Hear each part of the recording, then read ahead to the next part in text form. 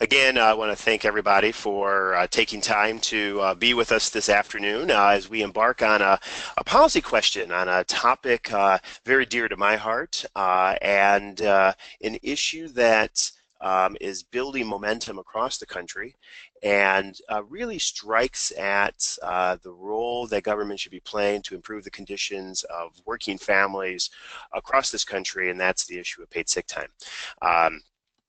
And so I'm very excited. We've got an incredible special guest that I'll introduce in just a moment. That's going to give us a background of kind of the progress that we've made in this space, and particularly for all the policy leaders that are joining us this afternoon and those who will watch a later recording of this, how people can plug into and be movement and complement its work into improving the conditions and opportunity for working families across this country. My name is Dave Woodward. I am the National Network Director with the Public Leadership Institute. In addition to my role with PLI, I'm also a county commissioner and a former state legislator, and have personally worked on this topic for quite some time, and in large part because of the leadership of our special guest today. So I'm personally excited. I will serve as your moderator, and so if there are questions and thoughts that you have over the course of this over this presentation, please. I will make sure that those questions get answered as quickly and promptly as possible. Just a little bit of background for those who are joining us for the first time. Public Leadership Institute is a nonprofit, nonpartisan policy and leadership center that we're really focused on bringing attention to key policy and political issues, especially around the areas of equity and justice. And we work with public leaders like yourselves to improve the economic and social conditions for all Americans. There's a lot of information and a lot of tools and resources that we produce to help support in this work, and many of which you can see. Go to our website and download publications, the Progressive Agenda,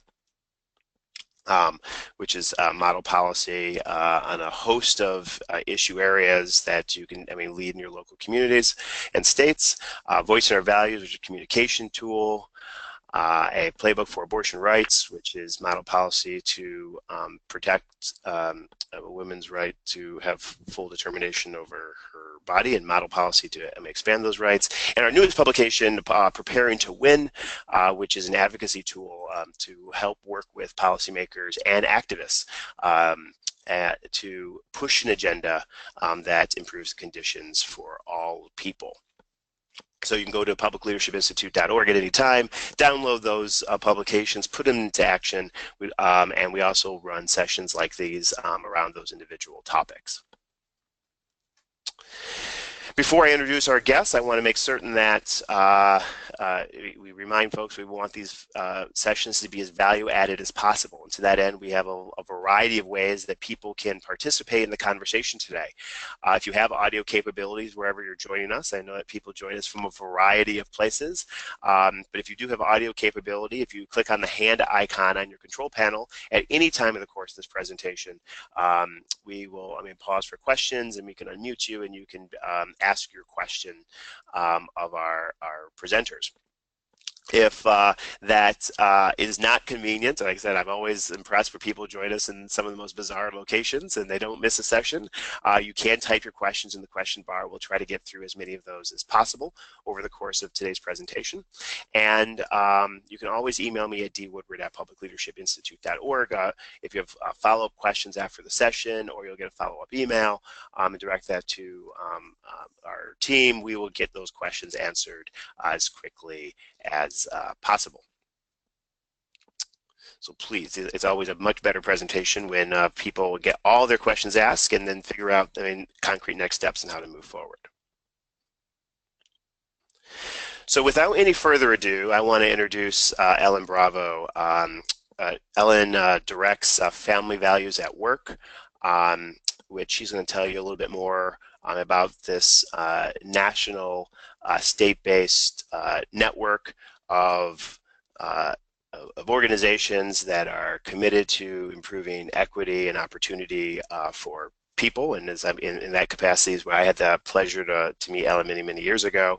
The former director of 9 to 5, the organization that gave the inspiration to the very famous movie that actually my daughters just watched for the first time this last weekend.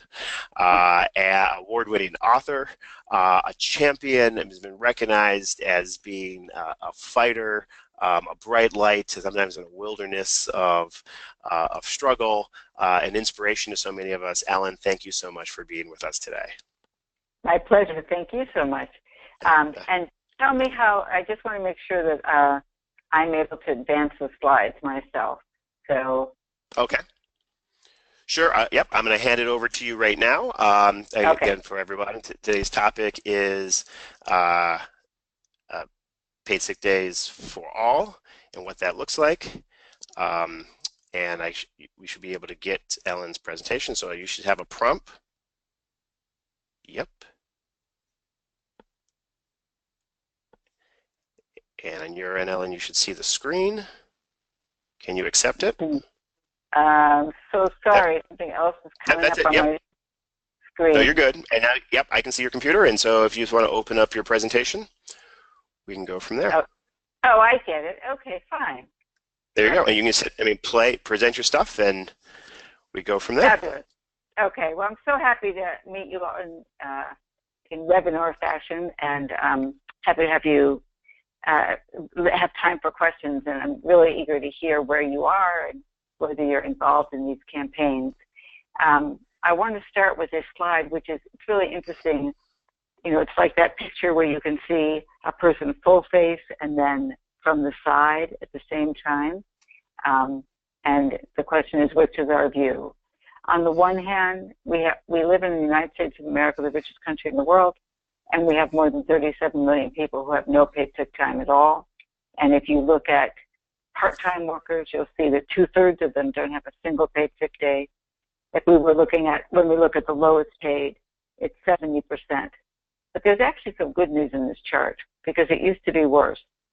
When I first started doing this work, it was 44% of private sector workers who didn't have paid sick days, and then 42%.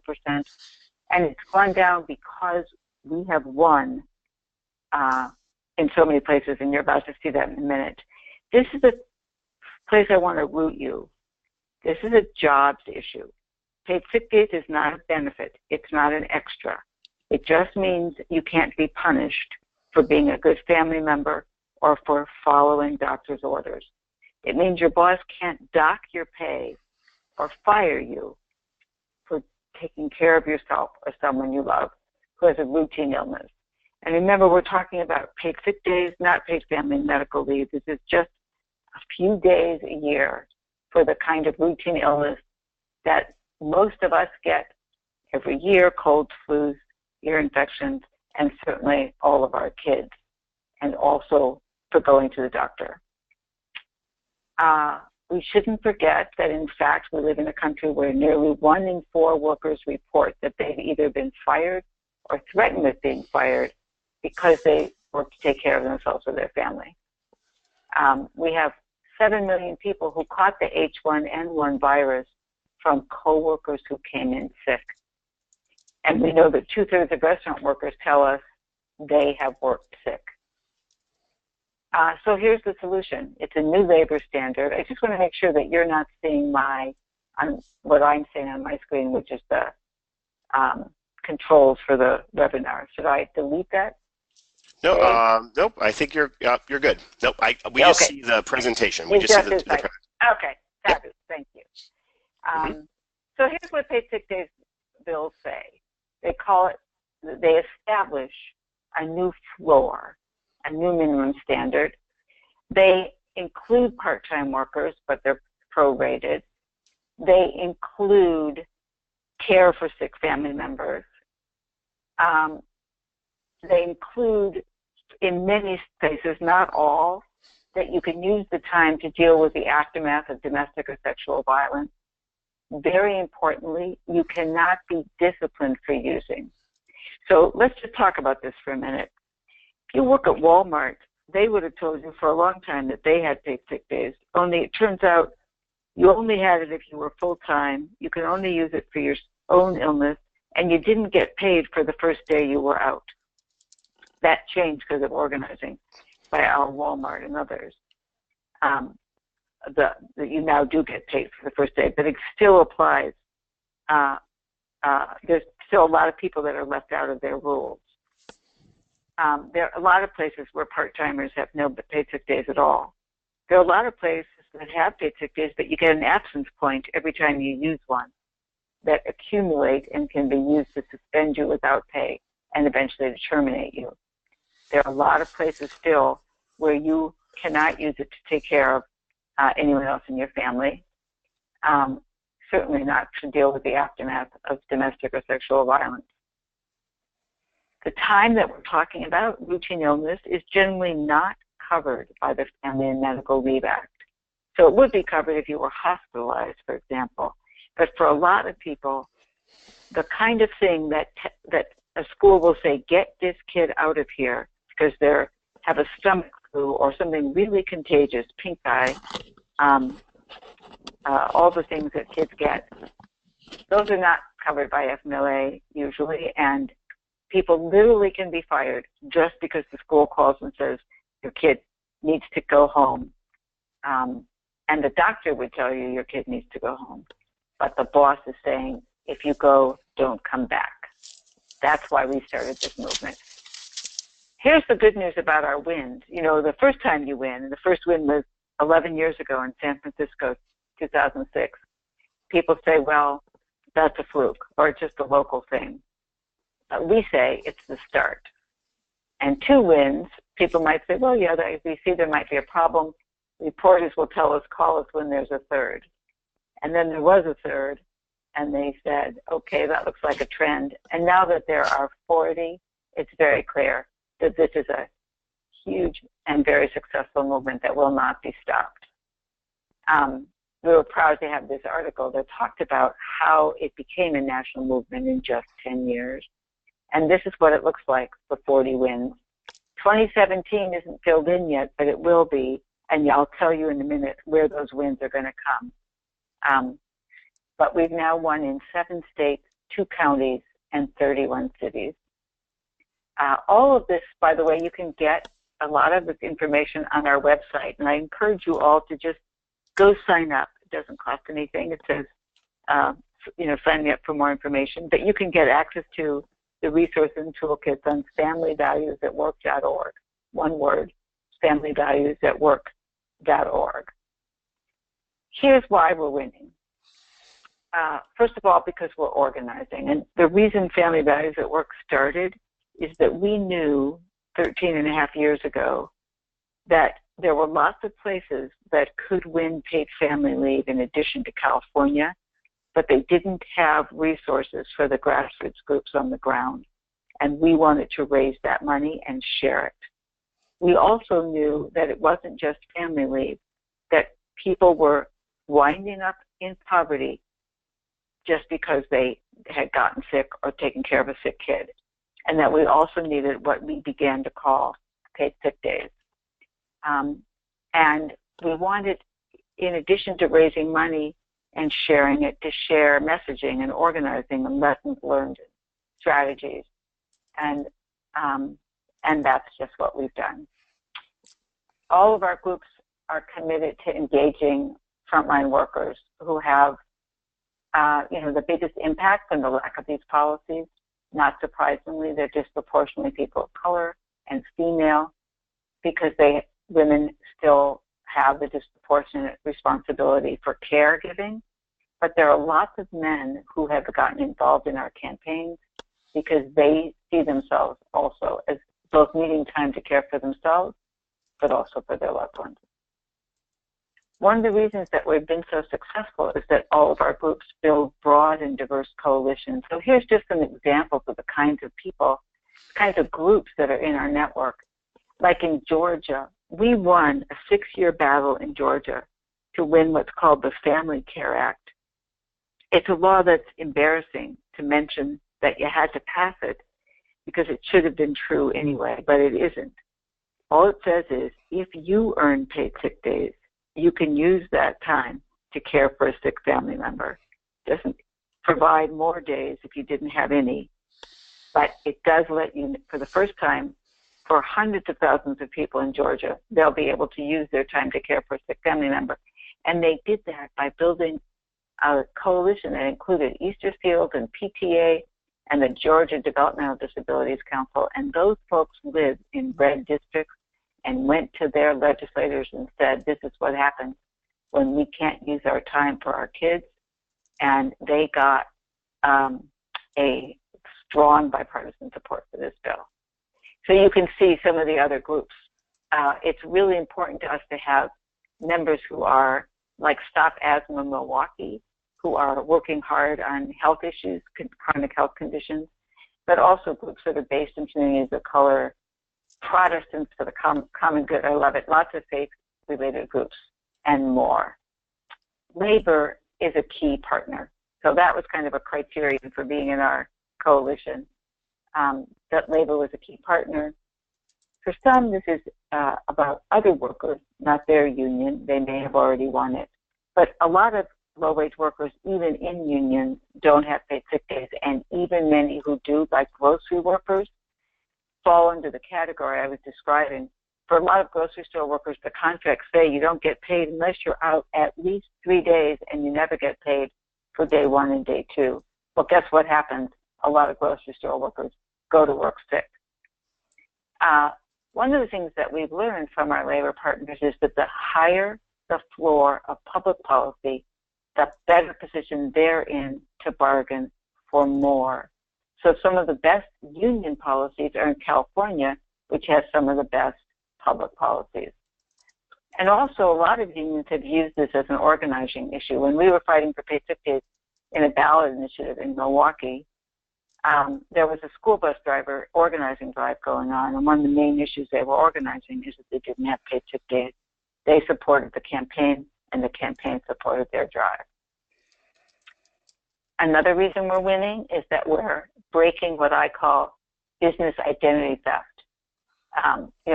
Lobbyists for big businesses come out and they say, we are the business community. We represent all businesses. And every one of our coalition has business partners who say, baloney, we're the business community. You don't represent us. We already do this because it's a better way to do business, because it's the smart as well as the right thing to do. Like this guy, Jim Hauser, who he and his wife own an auto repair shop.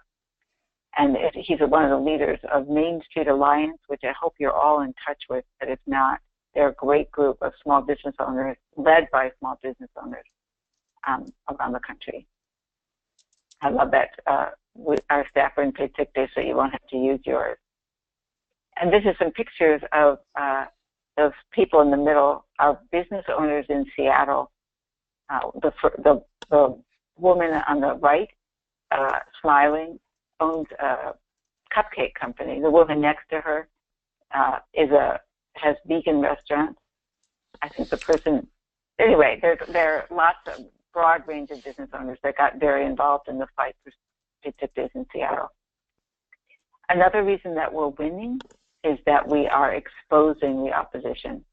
It's really clear who's against us. There are lobbyists for big businesses. There's the National Restaurant Association.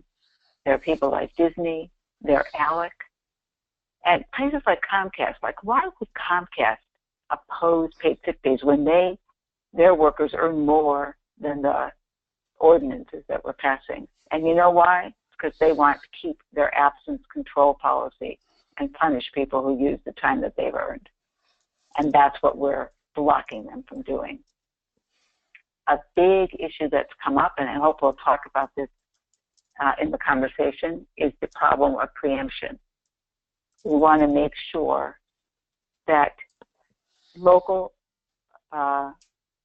units of government are laboratories of experimentation and progressive policy. And, the people who oppose us, they took a page from the rule book of the tobacco industry. We know from a former tobacco lobbyist that this is what they said. When communities started realizing the danger of cigarettes, they wanted to have protections limiting their reach, particularly for minors. They wanted to limit ads, and they started to pass legislation. And the lobbyists said, you know what? These people are local activists. They know they're elected officials. They might live next door to them.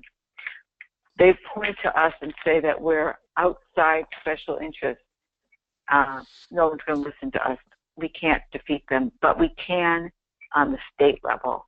And so that's what they do. They try to pass laws on the state level that take away the democratic right of voters to decide or of their elected officials on an issue like paid sick days. So we've been fighting that. And there's a new bill that's going to come out in Congress, a very dangerous thing that I want to engage all of you on. It's a federal preemption. It's coming, and it won't be called that. It will be called workplace flexibility something, something. But what it would do is set a voluntary threshold, and employers that met that threshold would not have to obey local or state laws on paid sick days. It's a very dangerous precedent, and we haven't seen it in any other field, and it's something we have to defeat. So ask me more about that in the conversation. The opposition is going to tell you paid sick days will bring down the sky. Don't fall for it. Here's what they say. On the one side of their mouth, they say, we're a country of family values, and motherhood is sacred, and children are our future, and we honor seniors. But on the other side, they say, creating paid sick days will destroy our economy and kill jobs. Here's what we say, that being a good parent or good child to your parent should not jeopardize your financial security. And that what the other side wants, they want a one-size-fits-all standard that the size is 0. They want no protections whatsoever. One of the other reasons we're winning is that we're linking earned sick days with minimum wage increases, because a minimum wage earner without paid sick days is in fact a sub-minimum wage earner. It's not an extra, it's just keeping your pay and your job. And so in Massachusetts, they did 2 simultaneous ballot initiatives, one for earned sick days and one for minimum wage increase. And the legislature decided they would raise the minimum wage themselves. They didn't want it to go to ballot, but they did take the sick time to ballot, and we won handily. Part of the reason that we win is that our message shows the link to the economy. This is one of my favorite people, Freddie Casablanco. He owns a jazz club in Elmhurst, New York. And this is what he says: my customers are the same Latino immigrants who live in my community. If they lose a job because they don't have paid sick days, they don't come to my club. So yeah, I want it for my own workers, he said, but I also want it for all my customers. I want everyone to have it. We have terrific legislative champions, and I hope you're among them or will be, who are helping us win. You're seeing here people from Milwaukee, from Seattle, from New York, from Massachusetts, from California, because we take action and make ourselves public and visible. We use new media tools. This is, do you remember the movie Contagion? We made this video called Contagion, not just a movie, where the health commissioner from Boston said, you know, this is America. Everyone has the right to stay home if they're sick. You just don't have the right to get paid or keep your job. That's why we need paid sick days. And because we're building power, we're showing that each one of our efforts is part of a larger national movement, and that's made all of us stronger. So here's some places that are going to win this year. Duluth, Minnesota. We hope Westchester County, New York. Maybe Portland, Maine. Rhode Island could win in a couple of weeks. Maryland did win, but it got vetoed, and they're now preparing for an override of that veto in January. Michigan and hopefully Colorado are preparing for ballot initiatives in 2018. Minnesota will come back with hopefully changing their state legislature and winning a state bill. And New Jersey is ready to pass a state bill. They just have a governor who would veto it. They're hoping to win it after the November election. And some surprises that I can't announce yet, but join us, sign up for an alert, and you'll get it on Labor Day, and we'll tell you who our new state is going to be. All of these wins are paving the way to national standards. The Healthy Families Act is a national bill that Rosa DeLauro and Patty Murray are the key sponsors of. And so part of our work is to say, yes, we won it in these places and we'll keep winning it, but there's too many places that can't win it on their own. And they need paid sick days too, and that's why we need a national standard. I'm going to stop there and go to your audience and open it up for conversation. Thanks so much. Great. Ellen, thank you so much. Thank you. I mean, you shared a lot of information, broke down a decade worth of movement, lifting up this issue, I mean, the intentionality about lifting up this issue and how its tentacles has moved into these other areas of issues like fighting against preemption efforts to undermine local efforts, and how it fits into this broader movement for just equity and opportunity for all people. Thank you very much. For folks, I mean, this is the opportunity for anyone who has any questions to raise your hand or type your questions in the question bar, and we'll take those questions as they come up. I've got one here from Linda from Kentucky that talked, that sent the question after she, after you kind of mentioned like a sick kid. I mean, is there, or a parent gets a call, can't get off work to go take their sick kid out of school. Is this something that teachers and teacher unions and other groups are rallying around? It would seem that teachers know firsthand of like a sick child in the classroom gets everyone sick, and that stands in the way of progress. Ellen, you want to speak to that? You bet. And Linda, thanks so much for asking that. Some of our best allies are educators. My husband was a teacher and a principal, and we had a lot of folks here in Milwaukee, where I live, testify. And one of them is a woman named Steely Klikizos, who's a second grade teacher. I remember there was a guy from Business Week who wanted to write a story about paid sick days, and he was like saying, is there some hook? Is there some angle? And I told him about her, and he said, I want to come immediately. Can you let me meet her and let me see this couch? Because Steely had brought an old couch to her classroom. She called it the reading couch because a lot of her kids were learning to read and reading chapter books and wanted a place to curl up and read. And she had a bunch of covers on the couch. Well, it became the sick kid couch, and every night she took home the top cover and washed it, because it's where the kids would be when she called their parents. And they said, I'm so sorry. I can't get there till after I get off work. Can you please keep him for me or keep her for me? And Steely said, the ones that break my heart the most are the kids who beg me, please don't even call my parents because they'll get in trouble if you do. And he wrote a story about the issue, starting with a picture of her couch and telling that tale. Teachers have been powerful advocates and also school nurses. So I really encourage you, if that's who you're connected to help get them to speak up. We're creating opportunities for them to share those stories and reach those parents. Thanks. Great. I mean, on a couple of issues, a lot of these policy issues, and you wouldn't be surprised when we got legislators and local elected officials and others asking kind of on the research question, what do the polls say about the popularity of this issue? I mean, I think it's inferred a little bit based on we've won at the ballot around the country. Can you speak maybe in generalities around what's the public sentiment around this this particular issue? I can absolutely, and if you go to our website under resources and toolkits, you'll see a sheet called Earned Sick Days Key Evidence, and it sums up some of those polls.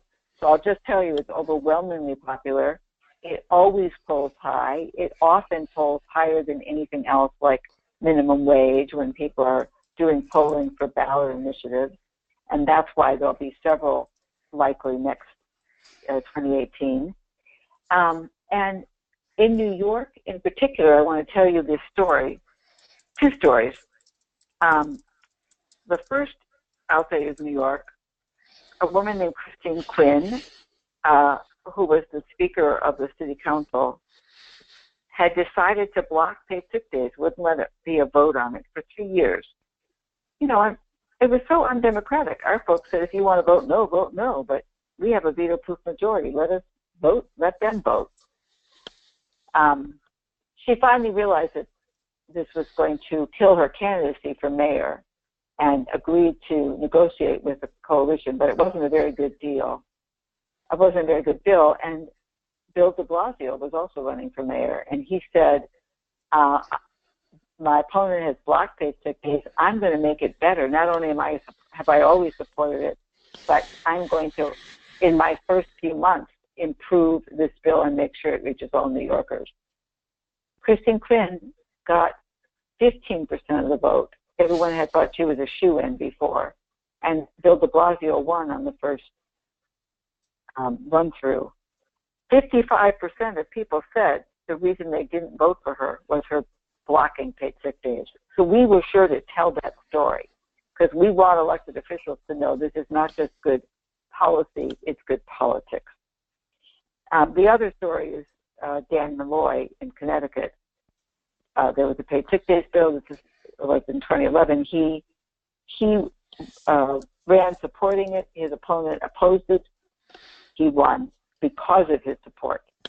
So we try to get more of those examples and then to let people know it. Thanks for asking the question. Right. No. Well, it's funny. The next question was very much that, like, have progressive candidates successfully used this as an issue in their campaigns, and you already started speaking to it. And I think that it's good policy and good politics intersection is so key for folks. Karen in Missouri's got a question. Obviously these statewide ballot initiatives require a large amount of resources and organization.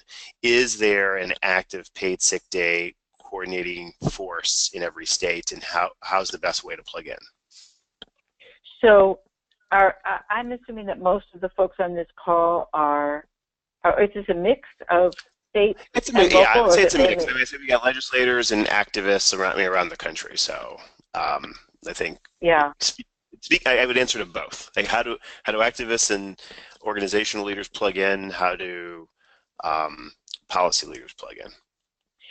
So I encourage you to get in touch with us.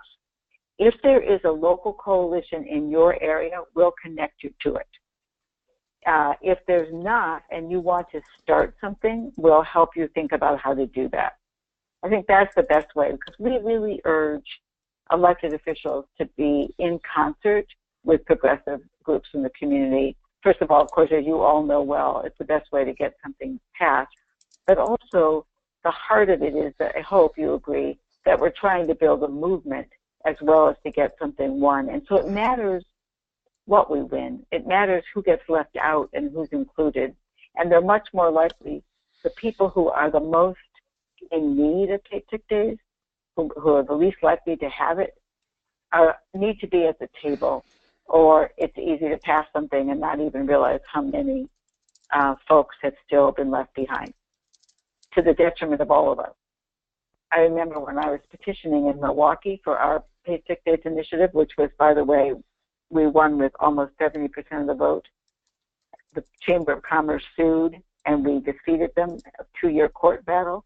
And then Scott Walker came in and stole it with preemption. That was the beginning of the paid sick days preemption, the Restaurant Association and Scott Walker in Wisconsin. But I remember when we were petitioning, I was standing outside of McDonald's, and a guy came out, and I said, oh, we're petitioning on paid sick days. He said, oh, thanks, I already have it. And he started to walk away. I said, great. How about the person who just made your lunch? And he pivoted around and said, where do I sign? So it's easy to help people see. It doesn't take more than that to get people to see this is an issue that affects all of us. And we really have shattered the lies of the opposition. We have great ideas for you on how to get business owners, for example, to speak up when the lobbyists try to say we can't afford to do this. So that's, I think, the best way. Just contact us.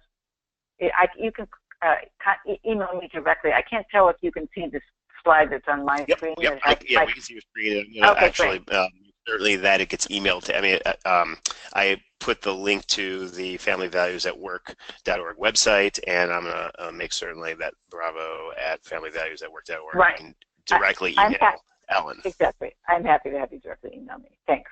Perfect. Great. Got a live question from Bernie here. Bernie, are you on the line? So I was wondering, what do you say when the opponents talk about small businesses, that it's, difficult for small businesses with just a few employees to replace them on the spur of the moment, and you know how small businesses are such a popular phrase and people are so sympathetic. Right, exactly. So, anybody who's worked for a nonprofit knows what it's like to be in a small business. That's what we are, right? And right. So, of course, it would be much more convenient if no one ever got sick, or pregnant, for that matter, if we just had other ways of, all staying healthy and getting babies out. But we don't. So we got to figure it out. And the good news is that what small business owners tell us is it's much harder, number one, to replace someone permanently than it is to replace them for a day or a few days. Number two, it's much harder to deal with the headline that says a norovirus broke out in your restaurant or customers got sick when they were in your store because you had somebody with hepatitis C or whatever it is working there, than it is to figure out how to replace them for a short period. And you certainly don't want to have that you don't ever want that to be your headline.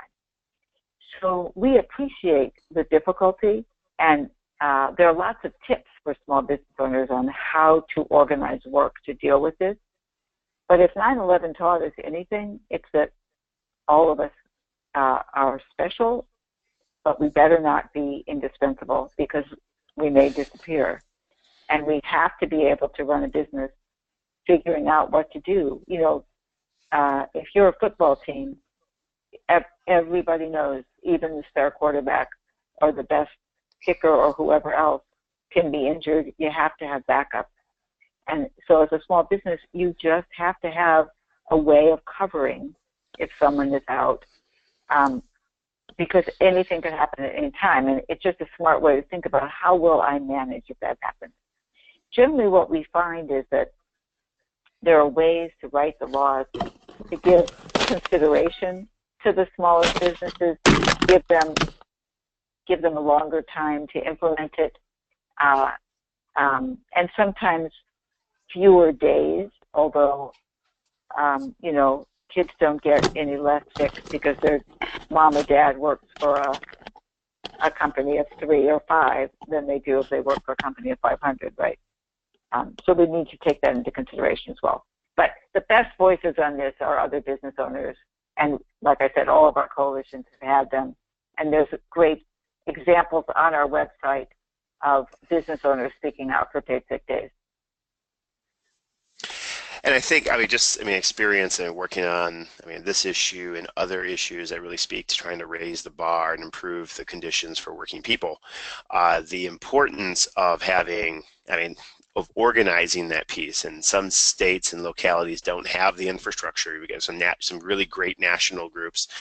You mentioned Main Street Alliance as a potential resource to work with coalitions to figure out how to cultivate those relationships and build that infrastructure to help tell that story. Put business leaders out in front talking about why this is important to people. I want to underscore that the investment in the organizing and supporting that is really critical to push back against some of the very powerful corporate lobbyists and other interest groups that are who will fight us at every turn on these type of policy solutions. I'll tell you a story here in Milwaukee.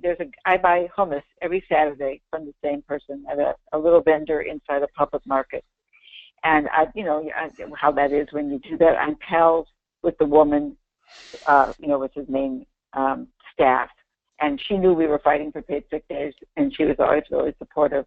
And then one day I went to a debate, and the owner, this guy I also knew, showed up to complain about paid sick days and how bad it was going to be for him. So I went to see him the following Saturday. It was Valentine's Day. And he said, look how busy we are today. What would I do if one of these folks were sick? And if somebody just called in. And I said, well, first of all, you know your staff. You know they wouldn't do that unless they were really sick. But you could afford to replace them. And he said, you're right, I can. But it's my summer's help. That's who I'm worried about. I said, well, it won't cover your summer help. You have to be on the job for 90 days before you can use it. He did not know that. He also had been told by the Chamber of Commerce that it was going to cost him tens of thousands of dollars and all these things. It just simply were not true. So I know that when you actually get to talk to people, they've been stirred up, particularly by these big-time lobbyists who easily can afford. Really, you're going to tell me that Kentucky Fried Chicken can't afford to make sure that the people who serve you your chicken or fry it up aren't giving you flu with your fries? And that's how we answer them. Right. I got a question that just came in from Barbara, and I don't know where Barbara's from, but I mean, the question it starts delving into the policy space. And I'll just read it. What size businesses would you apply the paid family leave concept to, this paid sick day concept to, and how is it paid? How is it paid for? Is it a payroll tax, or it's like how is it accounted for on a business's balance sheet? Are there examples of states where states have created a mechanism to make it easy to collect taxes? Well, so I should back up. She's speaking of paid family leave. Exactly. This is very different from paid family leave. This is not a social insurance fund. All it is, and I think every business, like I know when we do our budget for our organization, we figure people's pay based on their full-time, year-round pay. We don't, as most businesses do, and that's all it is paying them, including for the times that they've earned that they need to care for themselves or a loved one. These 5, 7, 9 days, it's really not very much time. So that's all. It's not an extra anything. It's just keeping your payroll, not docking people their pay and not firing them. And what many business owners tell us is that it saves them money because the biggest cost they have is turnover. So both not firing somebody just because they're sick, but also workers knowing that they're being invested in makes them much more loyal and wanting to stay. And so, there are a lot of business owners who go above and beyond what the law's minimum is because they know that it earns them goodwill from their employees. Does that help answer your question? Yeah, I think it absolutely does. I mean, I think is the practicality, the cost of retention, especially when you start seeing numbers approaching the magic full employment numbers, that's even more important. Especially those who are in the front line of the economy, a lot of the service industry, a lot of these positions that don't have a natural paid sick days.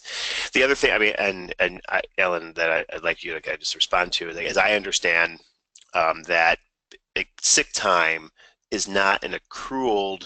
It doesn't have to stay on the books like vacation time or other types of things. So there's like some IRS requirements and other, I think, guidelines and vacation time, paid time off, and those types of things that are an accrued benefit if an employer has it and it has to keep it on the books and cashed out in some way or another. Sick time doesn't have those same types of regulatory requirements. A lot of these proposals accrue a bank of sick time, but it's not something they can just cash out. Is that? That's correct. That's correct.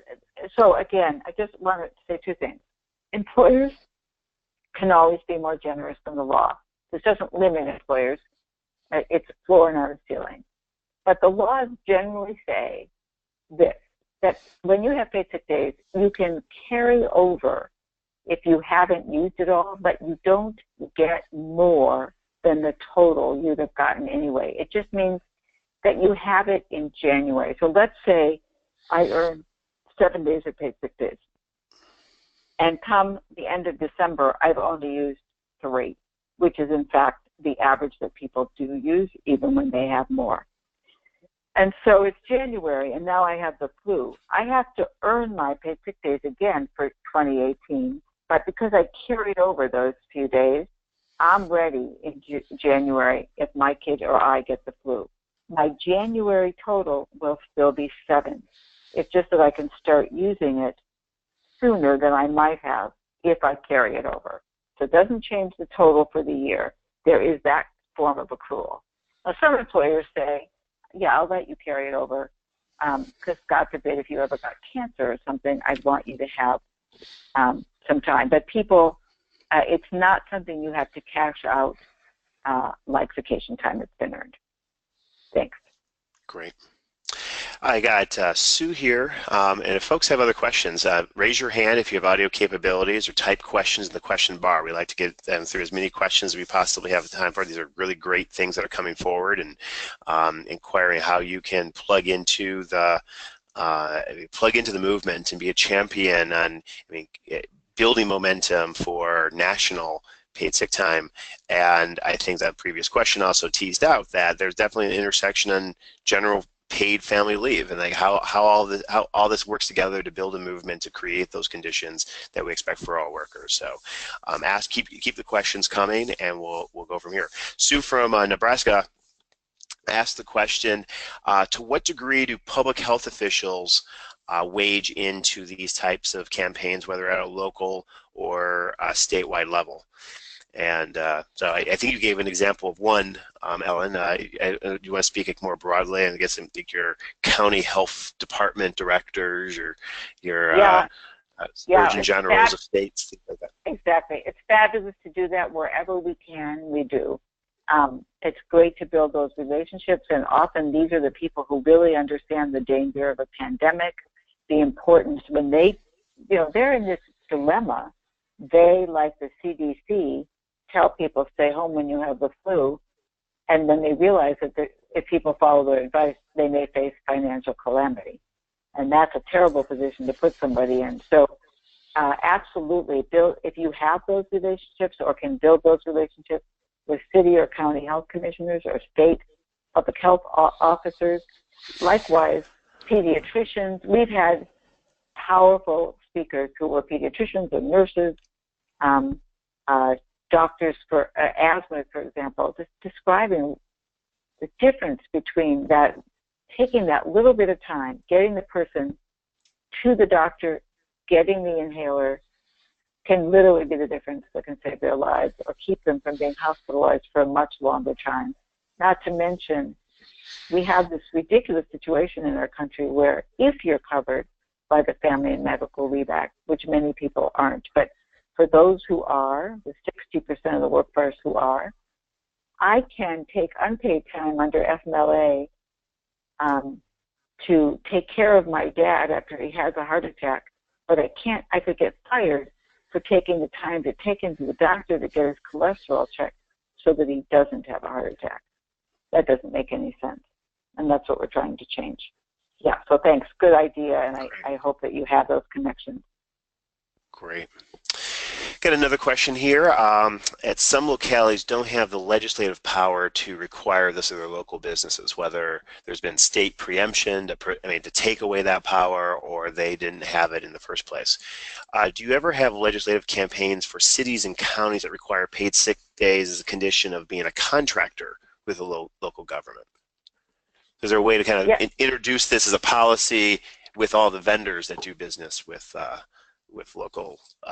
Yes, it's a great idea, and we have people that are trying to do that, including places that have been preempted, like Milwaukee.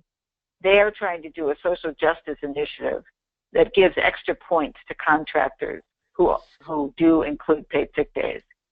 And there's places that have done it as a requirement. There's other places that do it like this as a bonus. It's a great idea, and we encourage you to do that, to try those kind of initiatives. We can get you examples if you need them. Right. No, I think it's great. So it's another way to allow other public leaders who can't maybe directly change state law, but can add their voice, help shape the public narrative about the need and the importance, and I mean, again, continue to fuel and build on the decade plus of work that's got us to this point. I think I'm getting towards the end of the questions that have come through. If folks have any additional questions, please send them, type them in the question bar, or if you have audio capabilities, please click on the hand icon so I'll cue you up so you can ask your question live. We're talking with Ellen Bravo, the Director of Family Values at Work, who's been a champion on putting paid sick days on the radar of so many, and frankly resulting in creating better conditions for workers for millions of people across the country. Ellen, one other, I guess, a question that I have in terms of like these legislative fights. Based on your experience, you started off the presentation like, okay, the first win, and then this is such a foreign idea, and I know that you're very familiar with the Michigan situation, that 4 years ago, people were begging and pleading legislators to introduce the bill, and now we're at a stage in which they're crawling over each other to get a bill. What would you say? which is a great problem to have, right? Right. But I guess across the country, that the kind of the rollout of these type of legislative solutions. I mean, how many states would we expect in a legislative session? So whether take next year, for example, do we expect virtually every state to introduce a bill like this, or are there glaring areas where there's a vacuum that we need some champions to step up the fight to put the call in for that the build up towards that kind of national solution to ensure a benefit for everybody? Because in some areas the political conditions aren't ripe to move this forward. Right. So I mean, just if you look at the map, there'll be lots of places that will introduce bills, including a state like Wisconsin, but it doesn't mean it's going to go anywhere. Right. It's always helpful to have more introduced, but it's also helpful to have you as local legislative champions or state legislative champions, in addition, raise your voices for the Healthy Families Act and help petition your congressional delegation. So let's say you're stuck and your state isn't going to be able to move, at least right now. You still could help petition your delegation to make sure that they're on board, and to say why that's so important to your constituents, and meet with your constituents, with those folks. That's always a helpful thing to do. It's also good to, to connect with your counterparts in other states that are working on this, and see if there's another idea like the one that Dave mentioned about conditions for contractors, or some other angle, like another thing that they're trying to do in Milwaukee. Amazingly, city workers have paid sick days for themselves but can't use it for their family members. And so they're working to help change the time to PTO so that people could say, well, I am using it, but I'm not sick. I'm using it because my kid is sick or my dad is sick. And then one more thing, when this federal preemption bill that I mentioned comes out, which may be sometime in September, it will be really important to add your voices to the chorus that's going to denounce this. They need to hear from local officials, this is an attack on democracy. You can't flout the law. You can't establish something and then say, as long as you're at this benchmark, you don't have to follow the will of the people and their elected representatives. And the more of you that do speak out, the better. So I'd love to get your information, and we're going to be doing National Day of Action on that, where people in all the places that have won or are fighting to win will do some kind of at least precedent and social media, and a bigger thing if they can, to say, hands off our paid sick days. you cannot delete democracy. So we'd love to have you participate in that. So there's always ways that you can help raise your voice, add your voice. Great. And we'll definitely make certain that we get that call to action to our full network. I mean, many more people who aren't able to join with us today, that to make certain not only they respond to it, but I also know that you've been a leader, and I had an opportunity to, take place in a conference, some time back, like how best to talk about this. And there's some best practices in how we talk about pushing back against these preemption efforts. One of them, don't say the word preemption. But I think there's some best practices, and I think that we should probably do probably a whole session just on that, some of the message and communication, and how to not only just claim the role of local government, state government, to build the floor and create an opportunity for democracy to thrive. So I look forward to working with you on that. Absolutely. Right. Great. And I think in that conversation, a question came up like, is there a model bill or how to have a model bill that deals with paid sick day written? You bet. In our progressive agenda, we have got a link, a hyperlink to the bills that are out there. You laid out some really good criteria at the beginning of what a good paid sick day bill should have. We've got policy leaders. Where do they go to get the model bill that incorporates all of those things? There's a group called A Better Balance. I think it's just abetterbalance.org.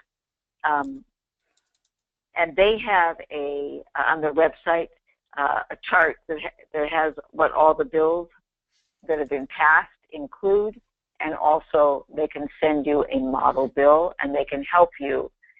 And they get funded to do this work, so they don't charge you. They know what the legalities are where you live, so whether there are any restrictions like preemption, taking away local control, or whether in fact you can go ahead and write the best model bill. And they'd be glad to work with you, and I'll alert them that they may hear from some of you. Great. And I sent that to everyone as well to make sure that abetterbalance.org is, Ellen is absolutely right, is the website. And it's a resource to go to see what people have worked with. Because I think there's always an area to work with, like what's the accrual rate, what's the enforcement processes, those types of things. And just like any movement, as San Francisco started helped start this effort, states have put this in place, experimented with it, found it was good here, or we could go higher here, and each state has an opportunity to push the bar a little bit further to create the right conditions for folks. So as an organization that works with trying to get best practice and model bill, Ellen, your presentation was so tight and perfect in the sense that, wrapped up the messaging and communication with the model policy, showed the big picture trajectory, and it's been so informative, I think, for everyone who's joining us today. We'll also be posting this up on our web channel so that people can watch it at a later date, and I'll make certain that Ellen has everyone's contact information, can follow up with folks, or please follow up with her at bravo@familyvaluesatwork.org to figure out how to plug in to be part of this. This is there's a huge amount of creativity and space where more and more leadership can step in the space to help to move the needle, and we should seize on it, especially when it comes to shaping this public narrative, the role of government, and presenting ourselves as people fighting to improve the conditions of working people. Thank you so much, all of you, for the great work that you do. I encourage you to like us on Facebook. It's also just called Family Values at Work. And then we post lots of great articles and updates on what's happening around the country. That's a good way also to stay informed. Excellent. Well, Ellen, thank you for taking time out of your very busy schedule to be with us today. My pleasure. Thank you, everyone. Thank you, everyone, for joining us. Stay tuned next time, generally every 2 weeks. We took a little break 2 weeks ago because of many of you were at a national conference for state legislators. And so I want to say thank you for joining us. Stay in touch. Be engaged. Look forward to seeing even more paid sick day bills rolling out across the country as a result of this presentation. And Ellen, thanks again. Stay in touch. Take good care. Thanks. All right. Take care. Bye-bye.